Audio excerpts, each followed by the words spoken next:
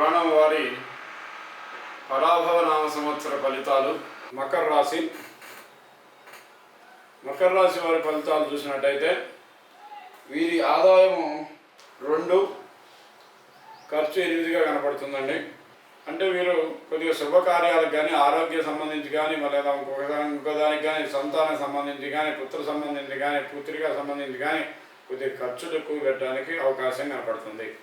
శుభకార్యాలు చూసేందుకు కనపడుతూ ఉన్నాయి.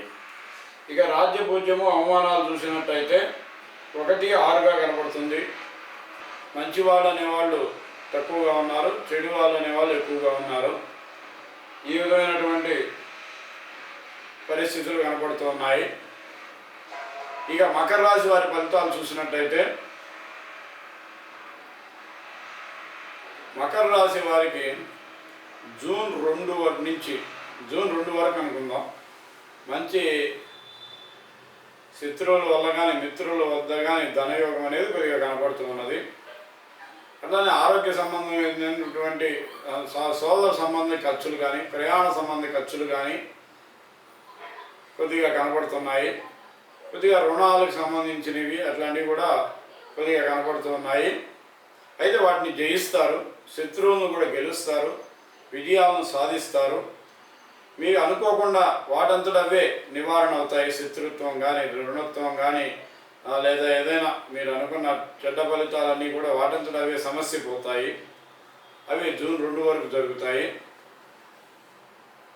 అయితే ఏదైనా నష్టాలు ఉన్నా కానీ అవి కొద్దిగా తొలగిపోవడానికి, రుణాల ద్వారా తొలగించుకోవడానికి అవకాశాలు కూడా పూర్తిగా ఉన్నాయి. అయితే ఇంకా మీరు ఉద్యోగ స్థానంలో కూడా మీకు ఎవరైనా అడ్డంకులు వచ్చినా వాటిని మాట్లాడుకోవటము, వాటిని ఎదిరించి విజయం సాధించడము, ఇట్లాంటి యొక్క లక్షణాలు బాగా కనపడుతున్నాయండి. ఇకపోతే జూన్ 2 తర్వాత మటుకి అనుకున్న పనులన్నింటిలో కూడా విజయం సాధిస్తారు. గృహం అనుకుంటే గృహం సాధిస్తారు, వాహనం అనుకుంటే వాహనం సాధిస్తారు, విద్య అనుకుంటే విద్యను సాధిస్తారు, సంతాన వృద్ధి అనుకుంటే సంతాన వృద్ధి సాధిస్తారు. మీరు అనుకున్న పనులు ముందుకు పోవడానికి మనసంతా కూడా ఒక సంతోషంతో నిండి ఉన్నటువంటి వాతావరణం వస్తుందండి. మంచి యోగాలు కనపడుతూ ఉంటాయి. జూన్ 2 దగ్గర నుంచి మీకు అక్టోబర్ 31 వరకు ప్రతి పని కూడా విజయంగా శుభంగా కలిసి వస్తూ ఉంటుంది. ఇక మీకు చూసినట్టయితే సోదర వృద్ధి, సంతాన వృద్ధి అంతా కూడా బాగానే ఉంటుంది. ప్రయాణాలు లేదా ధైర్యము ఇవన్నీ కూడా పుష్కలంగా ఏర్పడతాయి. ఇంకా చూసినట్టయితే మీకు లాభాలు కూడా బాగా కలిసి వచ్చేటటువంటి పరిస్థితి. వ్యాపారం, ఉద్యోగం, విద్య, రైతులు అందరూ కూడా మంచి సుఖంగా, ఈ మకర రాశిలో ఉన్న వాళ్ళందరూ కూడా మంచి మంచి ఫలితాలను పొందడానికైతే పూర్తి విశ్వాసంగా ఉంటారండి. ఈ సంవత్సరం పూర్తి కాన్ఫిడెన్స్గా, పూర్తి ధనయోగంగా ఈ జూన్ 2 దగ్గర నుంచి అక్టోబర్ 31 వరకు కలిగి ఉంటుందండి. ఇక పోతున్నట్టయితే అక్టోబర్ 31 దగ్గర నుంచి జనవరి 25 వరకు వీళ్ళు కొద్దిగా ఇబ్బందులు ఎదుర్కోవాల్సి వస్తుంది. ఇప్పటిదాకా మనం ఏ విధంగా అయితే సంపాదించామో ఆ విధమైనటువంటి ఖర్చులు పెట్టడం, లేదా కొద్దిగా పెద్దలతో ఇబ్బందులు పడటం, పెద్దల అన్న మాటలకి వాళ్ళ ద్వారా పశ్చాత్తాపం చేసుకోవటం, లేదా ఏదైనా ఇబ్బందులను ఎదుర్కోవటం, ఆ సమస్యలను ఎదుర్కోవడం, కీర్తి ప్రతిష్టలు తగ్గటం, ఫేమ్ తగ్గటము, రుణాలు అవ్వడం, ఖర్చులు అవ్వడం ఇట్లాంటివి నడుస్తాయండి. అయితే జనవరి 25 నుంచి మళ్ళీ మంచి ఫలితాలు రావడానికి అవకాశం ఉన్నది. జనవరి 25 నుంచి మంచి ఫలితాలు ఉంటాయండి. మంచి యోగాలు, మంచి ధనయోగం, మంచి విద్యాయోగం, ఉద్యోగ వ్యాపార యోగము, ప్రతి ఒక్కరికి కూడా ఒక శుభంగా ఉద్యోగంలో ప్రమోషన్లు ఇవన్నీ కూడా నడుస్తాయి. అంతేకాకుండా శనేశ్వరుడు మంచి యోగదాయకంగా ఉన్నాడు. ధనయోగం బాగా ఇస్తాడు, ఆకస్మికంగా ఇస్తాడు, మంచి ధనయోగం ఇస్తూ ఉంటుంటాడు. అంతేకాకుండా మీకు నవమ స్థానాన్ని దృష్టి పెట్టి ఉన్నాడు కాబట్టి తండ్రి ద్వారా కానీ, తల్లి ద్వారా కానీ, పెద్దల ద్వారా కానీ, ఏదైనా పుణ్యకార్యాల వల్ల కానీ ధనయోగం అనేది ఏర్పడటం అవకాశం ఉందండి. ధైర్యంగా మీరు సాధించుకోగలుగుతారు. అంతేకాకుండా సంతాన వృద్ధి కలుగుతుంది. సంతానం ద్వారా కూడా ఏదైనా ధనయోగం ఏర్పడటానికి అవకాశం ఉన్నది. లేదా సంతాన విద్యలో వృద్ధి చెందటం, సంతాన ఉద్యోగాల్లో వృద్ధి చెందటం, వ్యాపారస్తులు, రైతులు వీళ్ళు కూడా వాళ్ళ ఉద్యోగాల్లో కానీ, వృత్తుల్లో కానీ మంచి కీర్తి ప్రతిష్టలు పొందడం, ధనయోగం పొందడం అది జరుగుతుందండి.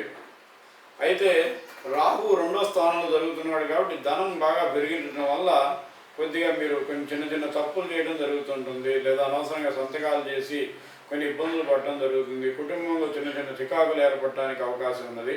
వీటి నివారణకి గణపతి పూజ కానీ, హనుమాన్ చాలీసా పారాయణం కానీ చేసుకోండి, లేదా ప్రతి మంగళవారం సుబ్రహ్మణ్య స్వామి ఆరాధన చేసుకోండి.